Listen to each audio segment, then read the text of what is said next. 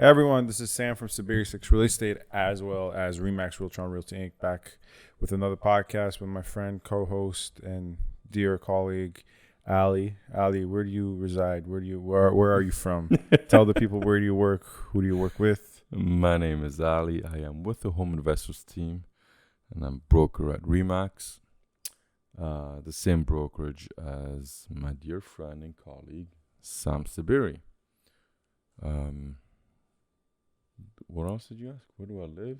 I don't think people want to know that right now. You don't have to tell the people that. Ali, we're recording this early on a Monday. Yes, it's very early. What are we doing today? Right I thought now. we would start out with telling people, it's a Monday, normal week under the circumstances, as normal as you can get, and we're about to start our day. What are we both doing today? You want me to go first, or? Yeah, go for it. I need a few more sips of my espresso before. It is early, people.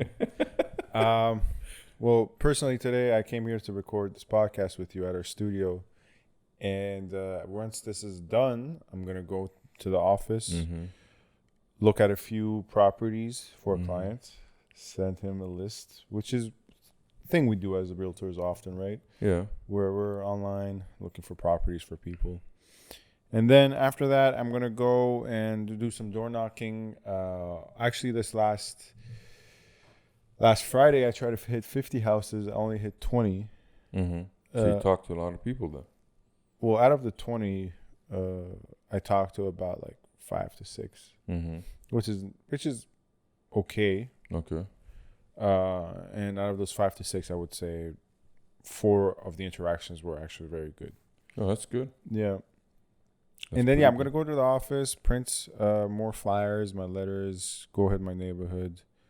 And that's going to probably take me 2 hours to do. And for the rest of the day, it's probably going to work on some marketing stuff, make some videos on YouTube, research. I have to get new cards printed out. My current cards are pretty, I don't like them. I think I've outgrown my current Your cards. business cards? Yeah, business cards. What does it look like? They're just a red and blue Remax business cards, Okay. which do the job. Honestly, I'm very ambivalent with business cards. Not sure how important they are in terms of people trying to get in touch with you, but I do think they're important in terms of conveying the image you want to convey. Right. It's not more so for the actual utility and the function of a business card anymore. Yeah. It's more so about the It's higher aesthetic meaning. Exactly. It's a marketing tool, and the message you're getting across with your business card, it's the quality and the kind of service that you want to provide. Like, I mean, I've seen agents that they've printed business cards on paper. It's like they went to the office, used Excel spreadsheet to make squares, and then put in their information. Really? And I once was handed pretty much a piece of paper as a business card.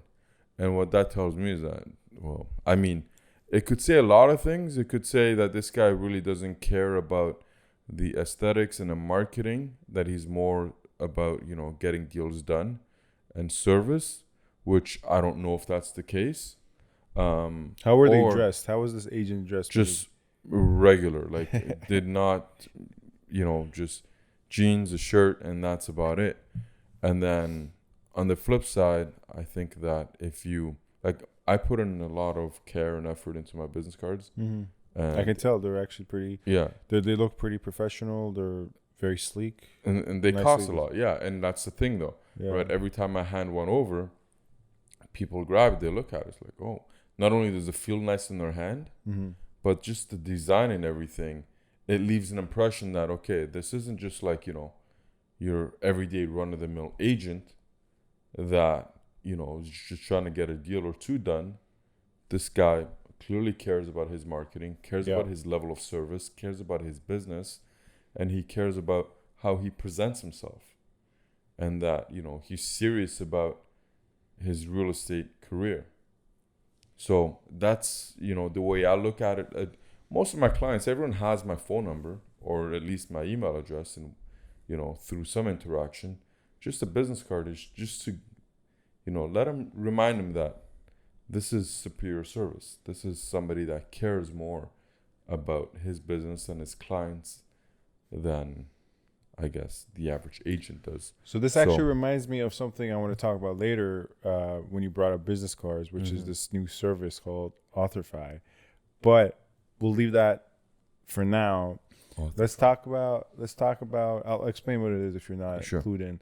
But yeah, so what are you doing today? What is a typical real estate agent of your status do on a Monday? This Monday I have Saturday and Sunday I took a client to go see some properties. We are in the midst of selling their home, and they want to rent, and so we went up to we saw 3 properties, 2 of them on Saturday, 1 on Sunday.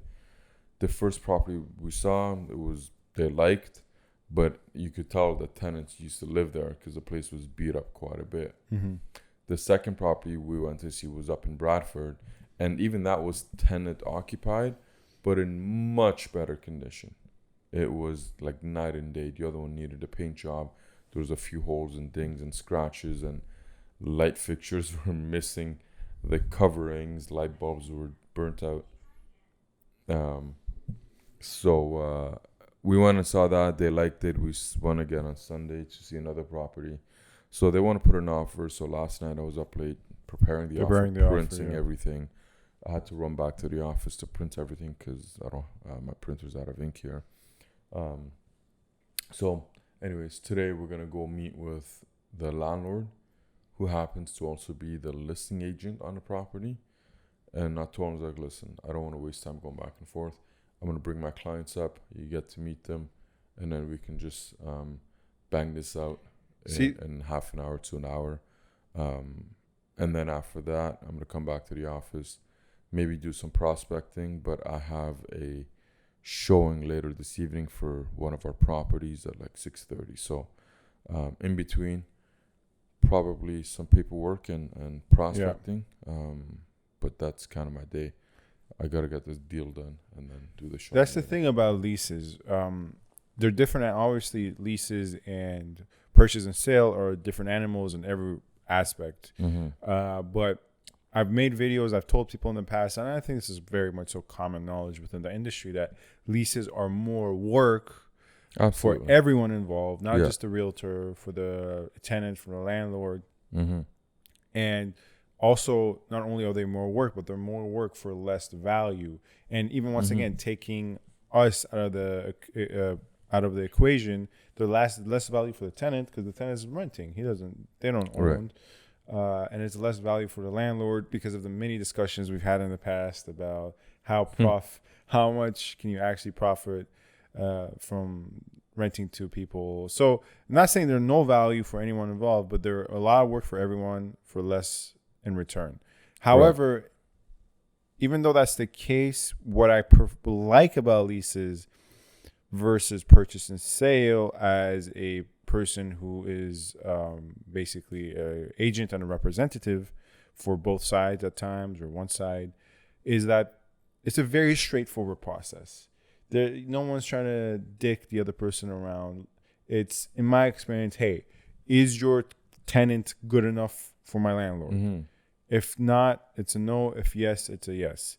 And that whole process is just very straightforward. Now, obviously, we've all been involved with transactions where one side trying to deceive you, and you wise up to that, and you don't go through with it, or something happens. And in the previous episode, we talked about how mistakes occur too, right? How your offer on a property was based on wrong images, right? Right.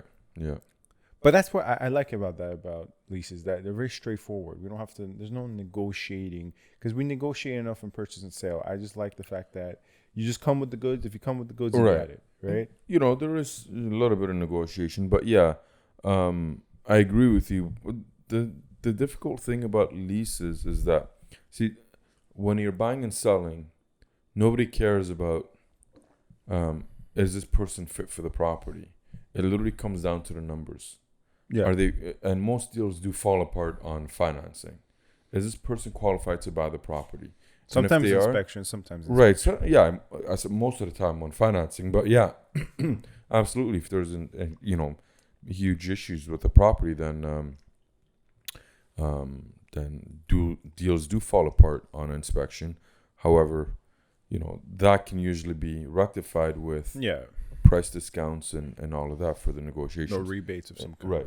In any event, when it comes to buying and selling, it's just do they have the financing? Because the seller doesn't care who the buyer is or what their background is most of the time.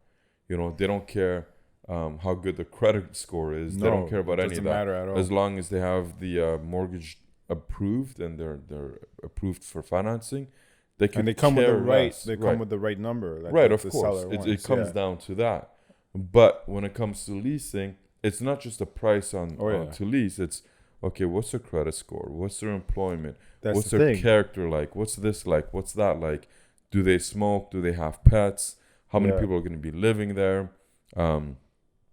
Are they going to be loud? Are they going to take care of the property? Are they going to move out in a year?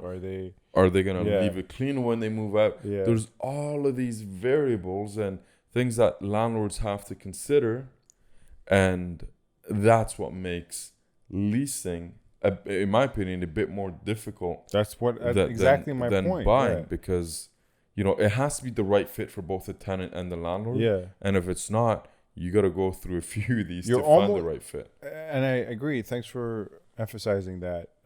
Kind of makes my point further that, because of all of those, it's more work for the realtor and the landlord and the tenant. Right. It's more difficult. It's more arduous in that sense. However, and sometimes it feels like, especially in situations where I've been involved, where I'm representing both the landlord and the tenant, you almost feel like you're matchmaker. You almost feel like you're setting two people up on a blind date. Cupid. Like I was about to say, you feel like Cupid in a sense, but it's Cupid with all the romance removed. It's just a financial Cupid. I mean, sometimes it's a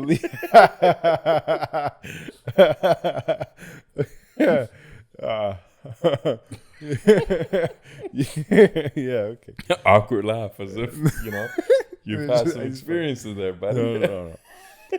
No. Anyways, his romance his clients.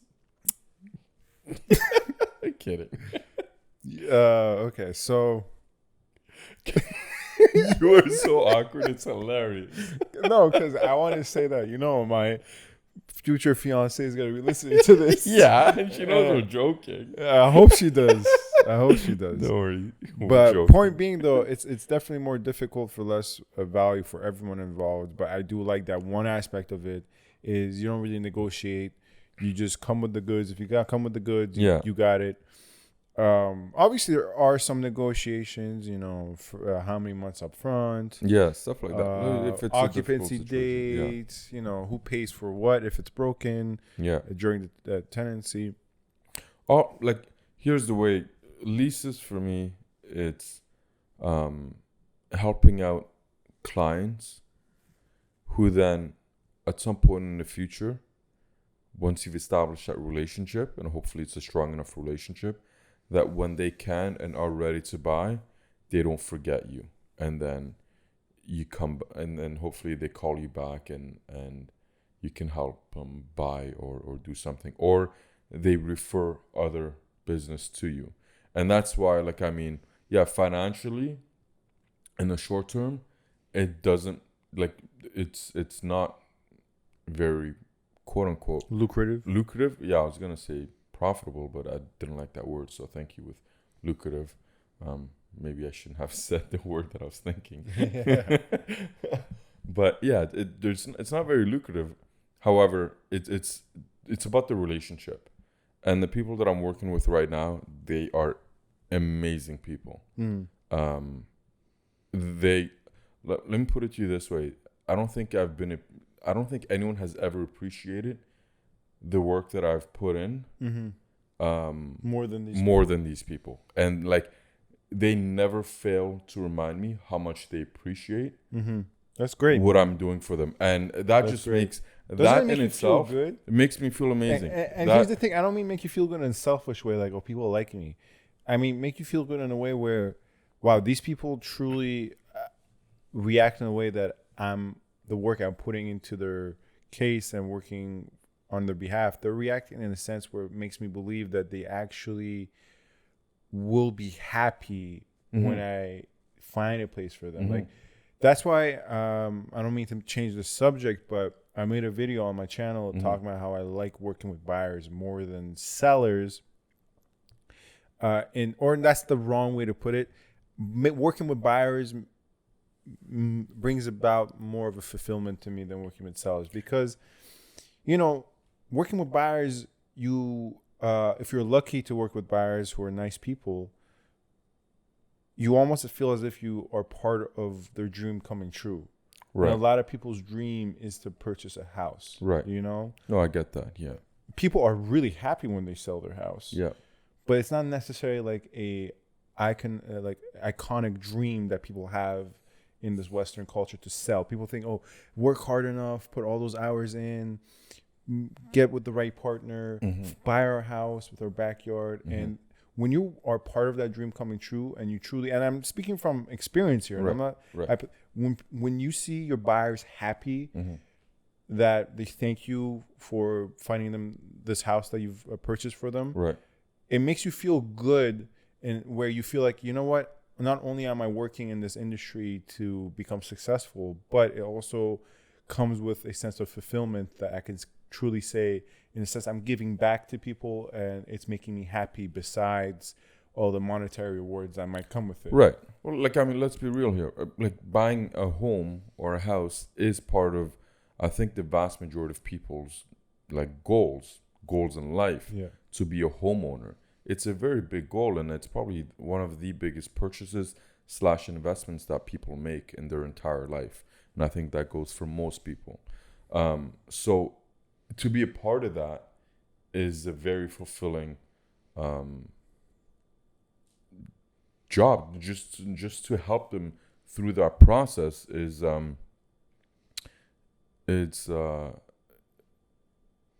makes you happy. It makes you feel like you're doing something. It's too early for me. It makes you feel like, personally speaking, it makes me feel like I'm doing something higher and above just being a successful business person. Exactly. Like, so my point. And with these tenants you have, clearly, if once you find them a place, which you obviously will, I feel like you'll have that same feeling as well, right? Yeah. Because they're so happy, you see the happiness. I already feel that way. Like, to me right now, if I didn't get compensated for this, I'd have no problem with it. Yeah, exactly. I'd have absolutely no problem with it, because the amount of, appreciation, respect, and love they're giving back to me, that just washes the compensation away, and I'm totally fine with. Yeah. Like, obviously, yeah. Would I like to get compensated? Yes, of course. Yeah. It's not that big a deal to me, just given how these people are and how much they appreciate what I'm doing. So I did want to touch on the sell side compared to the buy side when you're dealing with buyers and sellers. I do find that in some cases, I think I agree with you to a certain extent. I do find that some sellers, maybe you feel like they don't appreciate your work as much as because usually sellers do pay the commission and not so much buyers. And then, and B, I do think that sometimes when a seller has, other goals, so like, they're looking at, I need to get this much out of this property in order to either upsize to larger property or, downsize, pay off debts that they have and stuff like that. So once you actually help them sell and achieve that goal, and in some cases, if you can get more than what they're actually looking to get, then, the amount of appreciation and love that they share with you and then they have for you, that, is almost the same to me as helping buyers, achieve their goal of buying their home, their first home. Also, it's important to point out what kind of buyer we're talking about here, right? Not all buyers appreciate you. I can say that. I've dealt with buyers that, they don't appreciate the time or the effort or what you've done for them. They just think that that's their job, which, it is our job to help them do that. But I've actually never had that. To the extent of, going above and beyond. It's, some people, and I guess it just goes with their lack of experience of knowing, what your regular agent does. Yeah. And then what somebody that goes above and beyond and really helps you and almost bends over backwards. They don't know the differences. And so sometimes they really don't appreciate it, or they don't understand, the amount of work you've put into helping them achieve their goal. But it goes with the job. It's, it goes with the territory, and it is what it is. So for sure. So you'll be prospecting, meeting the landlord today. I've actually had that a couple of times where, another thing interesting, you said that the landlord is the listing agent. Now, I actually prefer that because I go direct to the source. Right, of course. There's no intermediary agent. Yeah. Then I'm hoping the agent conveys my messaging in the way I want it to the landlord. No, I'm talking to both the landlord and the agent. It makes everything easier, right? If you have good tenants, even if you have bad tenants, right? It makes things easier still. I was not to change topics abruptly, but some news I thought we could discuss today. Sure. That gradually in this third, by the way, this is being recorded as of the 20th. July 20th. Yeah, July 20th. My watch still says 19th. Yeah. I got to change that. Some breaking news that might not be breaking entirely. As of 23 hours ago, open houses are to resume in Ontario. They have already been resumed in Vancouver. There are some basic fundamental requirements for open houses, requirements that we've honestly been working with thus far. But the requirements, break it down for us. Yes, the requirements that I'm seeing in this article, and I'll link it in the description of this podcast. Read all about it. Sorry? Read all about it. It's basically you need to sign a waiver. So if you conduct open house on a Sunday, prior to individual entering the property, they would have to sign a COVID waiver, which has been standard practice for us on the buying side for showing properties. So, but this is different. They have to sign it at the door. I'm assuming it's at the door. I'm not assuming it's at the driveway, right? But they have to sign a COVID disclosure form, stating their name, their signature, the date. It's what it is. It's just to cover their of course, their butts for insurance. What else? What else is it though? Like who's gonna come to an open house and openly admit that they've been exposed to COVID or has symptoms to COVID? And all of that stuff. Like if you've come into the country because you're traveling, you have to be under quarantine for 14 days, and they actually check up on you. So they're already that doesn't apply in my opinion, right? But anyways, you're supposed to be in quarantine for 14 days. Just let me run it down, and then I'll pick it all apart. So that's before entering the house. Once you enter the house, masks, hand sanitizer, and gloves are mandatory, which seems a bit redundant with the gloves and hand sanitizer. Right. I'm not going to argue. If they think it's the best thing to do for everyone involved, why not? As well, since the reopening stage 3 limit for any activity, any function is the maximum capacity of 50 people gathering. Of 50 That's a house party. that also applies to open houses, but I think most people will not be surprised when I say this, that even in the hottest of markets, you might have 50 people in a day. Yeah. But you won't have 50 people. All right, guys, we're throwing house parties every weekend. If I was the owner of the property and I drove by my open house and I saw 50 people in my property, I would say to myself, is this realtor I hired? Is he throwing a party on a Sunday at my property? I'm gonna talk to my client because we got a huge lot. We have a 50 by 414 foot lot. I'm throwing a backyard party and everyone's invited. God. So that's the capacity is 50 people.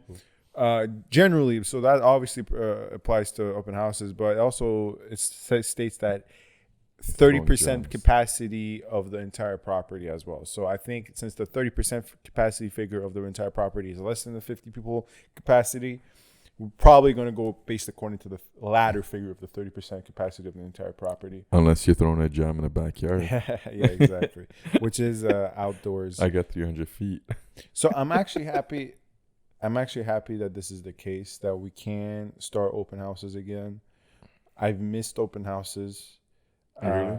I truly have missed open houses. But yeah. Open houses miss you. Thank you. I don't know what to say to that. As I just said, thank you. He's blushing. That's cute. I'm happy this is the case. Yeah, I think, it's good that open houses are back. I think people will still be somewhat hesitant to go. And I think, a lot of people, we'll see what happens ultimately. I think the whole waiver and all of that stuff, it's just, it's to cover the brokerages. For sure. But for, just for insurance reasons. I don't think it really is for the protection of the homes, the sellers, or the buyers, because if you have gloves, hand sanitizer, and face masks, then what's the disclaimer for?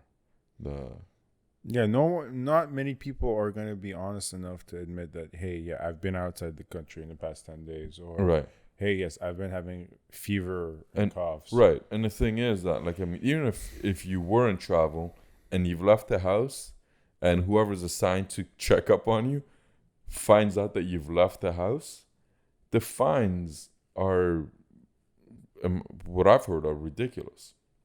You can get fined a lot of money for that. What have you heard? What figures have you? Thousands of dollars, if I'm not mistaken. Yeah. So I don't think anyone's willing to take that risk to go see a house. Right? Yeah. So, in any event, that has anyone been exposed to COVID? Well, isn't that why people are so afraid and are wearing masks, because they don't know who has it? No, exactly. So then, how do you really answer that question truthfully? Yeah, it's hard to know that you've been. It's almost right. Asking as if yeah, that's a good point. It's almost as if you're asking people, hey, have you forgotten something? Right. It's like, well, if I've forgotten something, it wouldn't be the fact, you get what I'm saying? It's like, if I ask you, have you been exposed to COVID? How would you know? Right. Right. You can answer insofar as you know. Right. You can't account for things you don't know. Exactly. And I'm asking you to account for things you don't know. So that's a good point. Anyways, that, and then I don't know. But symptoms. It's good. If you have symptoms, then you should be at home anyways. People that are sick are not going out looking at properties, unless it's back in the day, a cold was not a big deal. Now, if you have a cold, you don't know if you have a cold or something worse, right? So it depends. Are you sneezing or are you coughing to the point where you can't breathe anymore? Because the symptoms are different. Do you ever get colds that? Do you ever get colds that you don't cough and sneeze at the same time? Every time I've had a flu. Usually it's one after, I might start off with a cough and then it ends up with I'm sneezing and yeah, it's snot's running down my nose. You're welcome for the visual. Because or it's the other way around. You have someone with a big nose too. So hey, it's proportionate to my face. Okay? It is. You have a big face. That's what it means. Well, that's a compliment. It's a backhanded compliment. It's not. Big faces are in right now. Says who? It says me right now, this moment. Trying to cover my butt. But anyways. It's like the COVID form.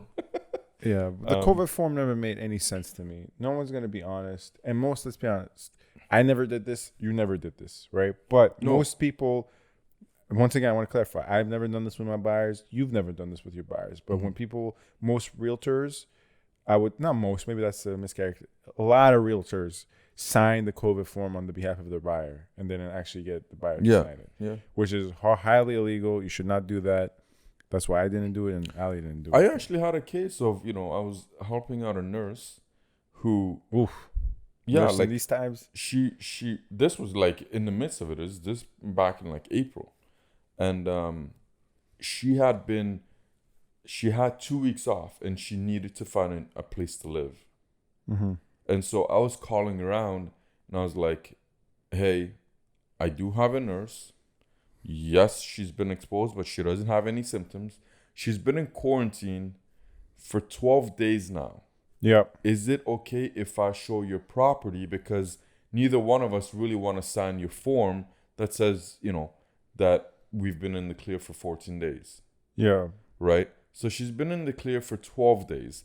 At this point, with no symptoms, is it okay if we show your property? And this is what really bothered me. That's at very that good point of in you. time, right? That's very good of you. This is what bothered me at that point in time. Everyone was like gung ho about our frontline heroes, and they should be paid more, and this and that, and they're heroes, they're this, they're that, pay them more. Thank you for your this and that. But when it came down to having one of these nurses that has put her life on the line, it has been treating people with COVID. After 12 days of being in quarantine, they were not prepared and not willing, and they were not comfortable with having that person see the property, even with masks, gloves, and. Well, I don't think. To be fair, are we missing something here? Because I don't think they legally can. What do you mean they legally? No, it was not a legal issue at that point. It was a matter of personal preference. So wait, but I thought it was the case where you can only. I don't know. I have to read up on this, but even that was to cover the brokerages behind, to say that we didn't show the property, we didn't permit anyone to see the property that had these symptoms or that was exposed within 14 days. So if the homeowner was to get sick or catch COVID because it was laying around in the property, then at least the brokerage could say, well, all of the people that showed the property have signed this form and none of them had it or had symptoms or were exposed to it. So it didn't come from us, it came from you or somebody you let into your property. It, like, at that point in time, it wasn't mandatory to wear masks and this and that.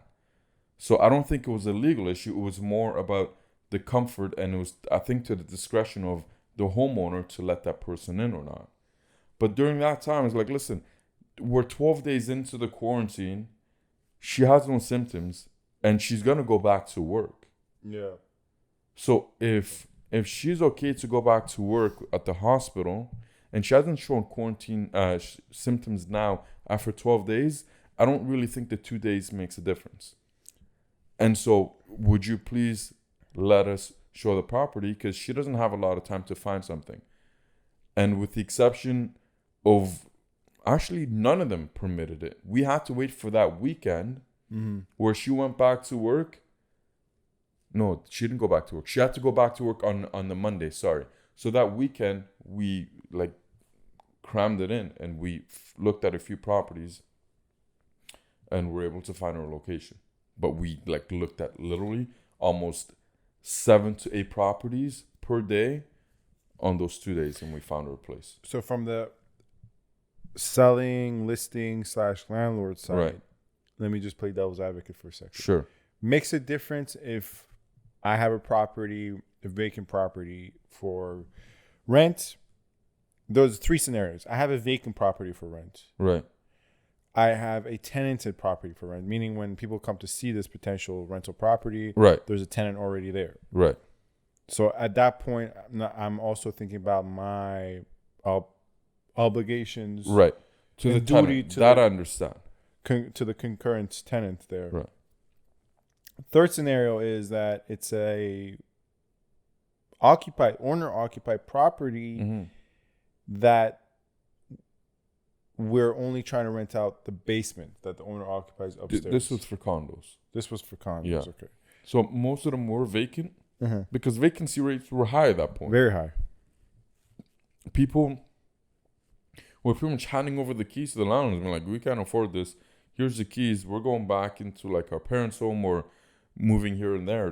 Vacancy rates were, and we were looking for sky high for furnished units because she didn't actually have any furniture, so she didn't want to have to go around buying furniture. Oh, you see, that very, very much so complicates things, because when it's a furnished vacant units, when it's a furnished unit, units that are vacant.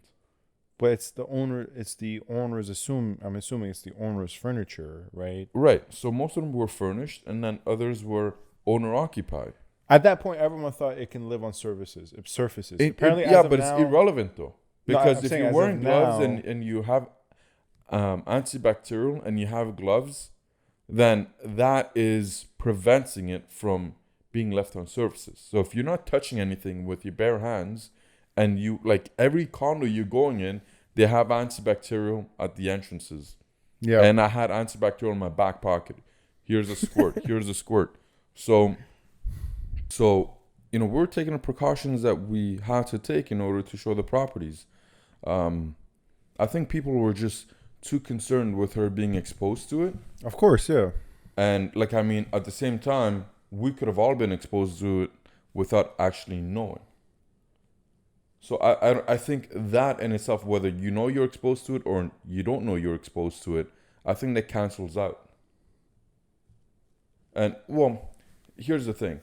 What bothered me was that everyone was, rooting for the frontline heroes, but the hypocrisy in it was that nobody was actually willing to get close to a frontline hero or, help them out or show their property in a time of need where they needed to find a new place to live. It's like, absolutely. Oh, no, you can't come in.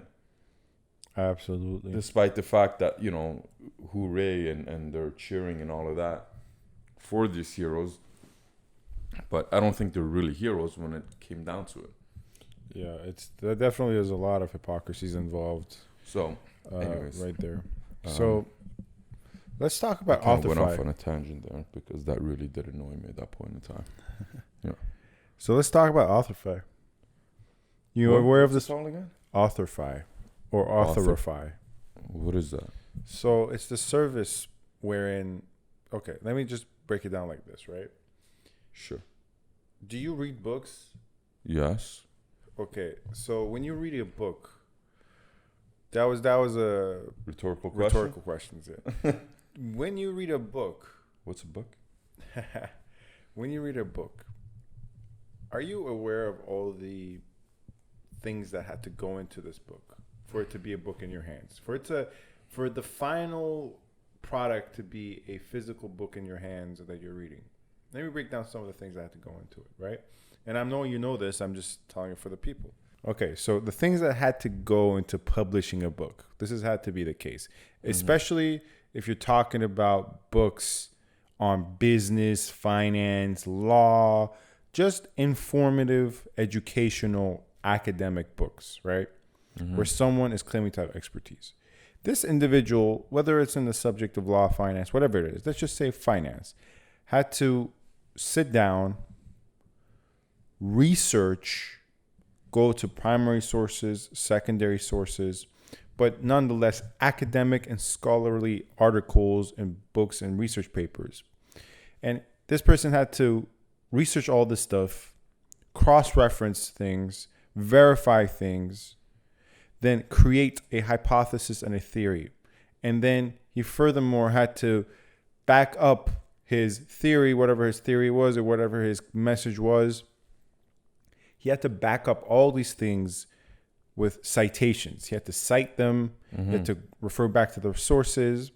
And then all this, which is a very intellectual exercise, he had to also make it somewhat entertaining for the person to read, for the person not to get bored. So this author has to juggle everything involved and publish this book. And the publisher then has to have an editor and they have to edit the book. They have to go through the pains of verifying what this author is saying about the subject. If it's true, does it hold water, all that. And it has to go through all that process to finally gets it published. The book arrives in a bookstore or on Amazon. You get it, you read it. You like it, you don't like it. Doesn't matter. So that is the typical process, and I'm probably underselling it too. I'm probably not going into detail as I could in publishing a book on an area that you claim to have expertise, right? That way, you know the reader, hey, this person had to go through all this. So there must be some sort of truth to this. Someone had to edit this. Someone had to fact check this. This person has to know, in a sense, what they're talking about. Thus, I can trust them. That's where your trust in this person's expertise comes in. Sure, the fact that they have my degree or they claim to be an expert, that might be enough, but it's further backed up by the fact that they went through this process and they have published this book. Well, Authorify basically dismantles all that and claims to give you expertise, because what Authorify is a service where realtors now are signing up, and they're signing up, sending Authorify a headshot, and Authorify basically prints you a book with your face on it. Not a single word that you actually wrote, not a single word that you claim to have expertise in. Maybe you do claim to have expertise in, but you don't write anything in it. Right. So it's just basically Authorify is a service that prints you books, and they're claiming that it's the new business card. When you hand people books, they're not going to throw it away like business cards. And this is why I said earlier in the conversation when we're talking about business cards, let's talk about Authorify. So I see these ads for Authorify on my YouTube all the time because, you know, I'm releasing YouTube videos on real estate and finance. I watch stuff on real estate finance, you know, accounting, marketing, so all they're that. Heavily marketing towards you. Exactly. And the advertisements are very slimy. You know, they are. There's this guy. Slimy. There's this guy. He's like, he has a box of business cards. He's like, who reads these? He throws them out. He picks up a book. He's like, with this book, I've gotten so many leads. And let me just explain the process. So basically, I've gone on the website to see what kind of poison this is. Basically, what you do is you pick out of 8 templates. You pick a template. So some of the templates are selling the unsellable house, right? Or expired listings, or buying 101. You pick a template, and then you pick a template for the cover, color scheme, contour, all that. You send them your headshots, which is your pictures. They allow you to write an intro yourself. That's the extent of your work. Well, thank you so much. And then you send everything. They send you, I don't know, there's different payment plans. You can get 200 books, 250, whatever. And to me, this is the latest, one of the latest trends. And I can't, you know, I don't want to come off as all high and mighty, but I can't in good conscience give this book to someone and say, look, you should work with me because I have expertise. I know what I'm talking about. And to show you that I'm very knowledgeable and you're in safe hands, here's a book I wrote. Or you might not, you can't even say here's a book I wrote because you didn't write it. So to me, this service very much so annoys me, irritates me. I hate it.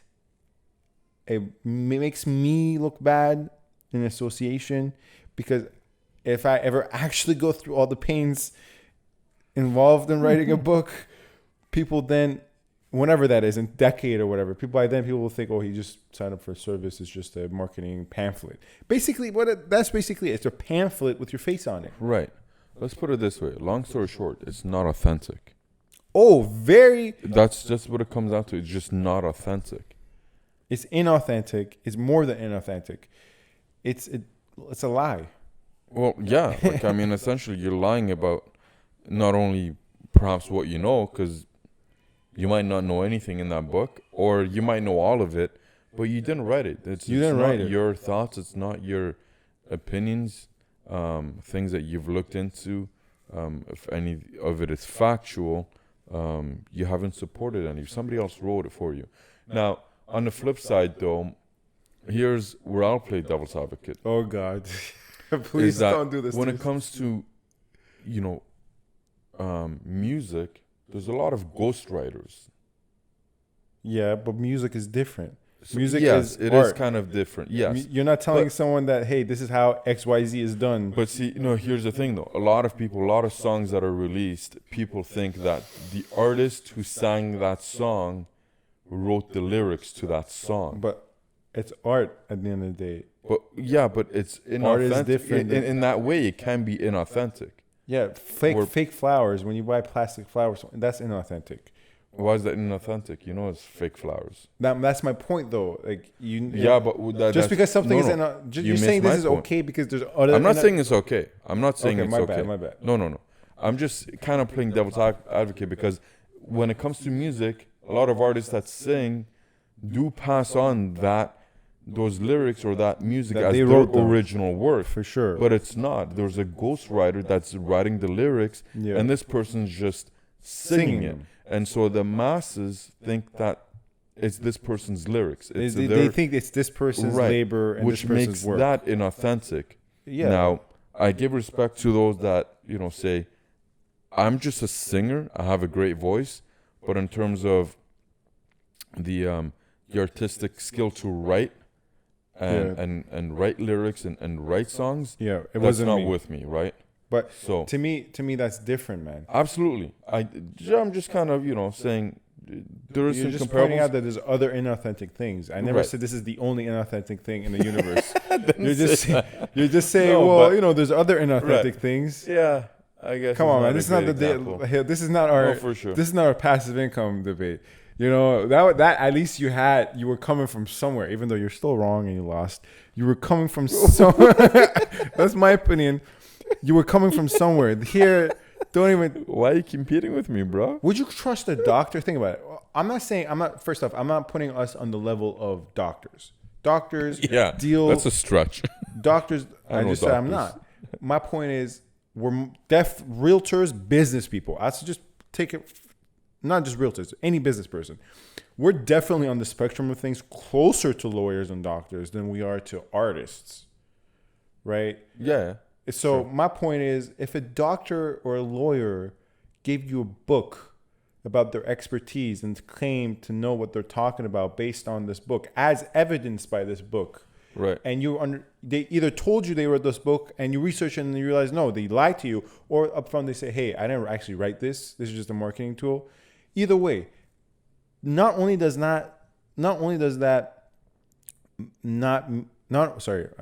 me try to phrase this. Not only does that act, whether it's the fact that you find out that they lied or they straight up tell you they didn't write this, not only is it not the case that you won't trust them. Mm-hmm. That's it. I'm just confusing myself. You won't trust them. You definitely will not trust them. What if they said, listen, I have this book. This is a book that I wanted to write, but I'm a bad writer, so I had somebody write it for me. That's But not these are my a thoughts, good. or That's this is not stuff a that I good know about look. the business, and I That's had not a somebody good else look. write it for me. You think that's a good look? Because I'm a poor writer. I'm asking you. Do you think that's at this point you're just joking around? I think at this point you're just joking around. You're not Yeah, serious no, about this. No, listen. No, I think if you're gonna write a book, this should be your thoughts and your opinions and things that you've researched. It's a marketing gimmick. It's That's just exactly that's what all it it is. is. It's inauthentic. But it And devalues It's just another way for people to try and make themselves look better and above average without actually doing the work and trying to lure another buyer or seller into doing business with them. It devalues the importance and significance and all the hardships involved in writing a book. It devalues all of it. 100%. Yeah, I agree with that. Yeah. Because once again, we're not talking about a fictional book. You can just write a fictional book or a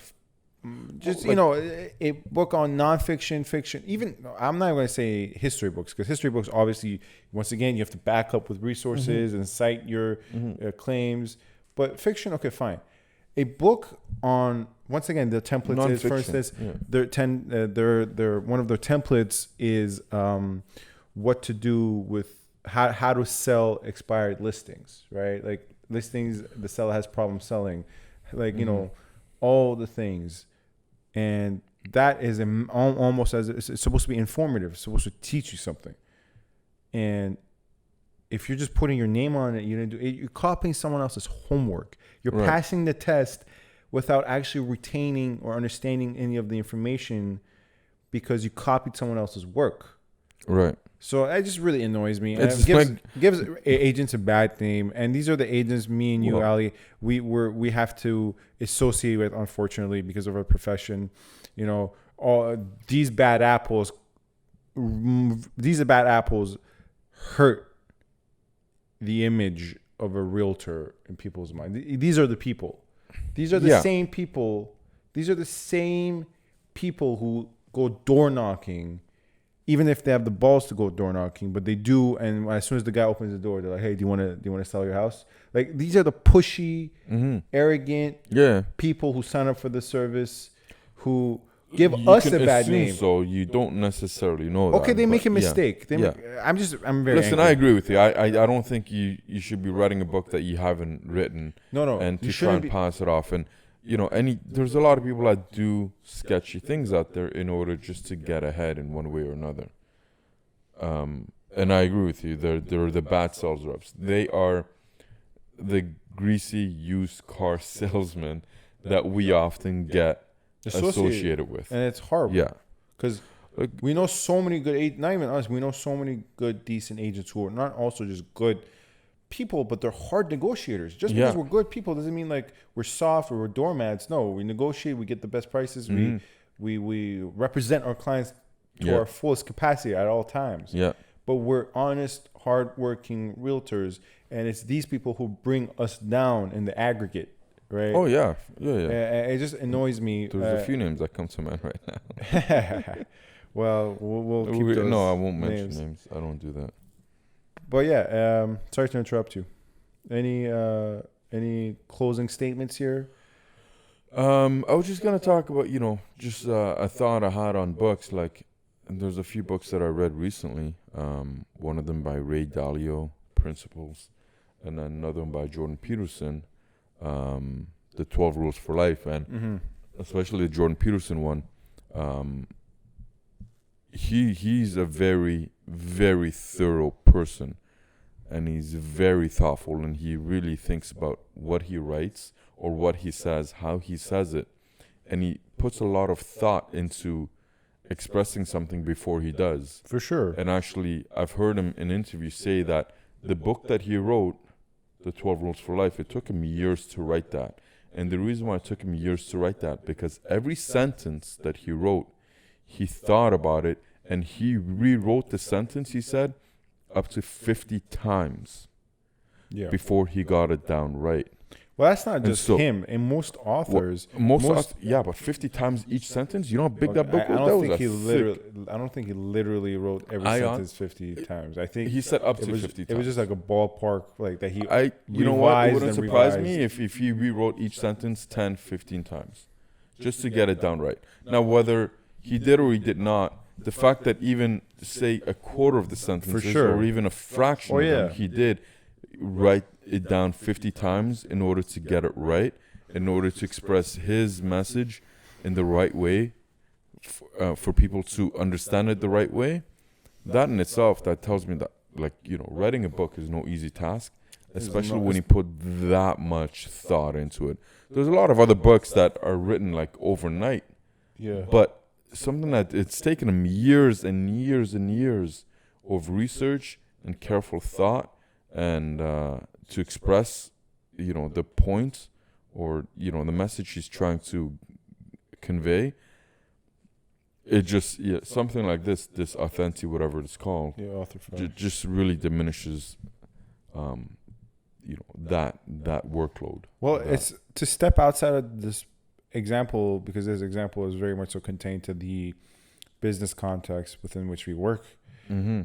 But even like these Instagram influencers, these famous YouTubers, they're coming out with books that they hire teams to write for them. And even that, because these people, some of them are writing inspirational books, like How I Got Here, so they're not business books, they're not academic works. They're more so loosier in terms of, do this, get motivated. It's motivational work, right? Right.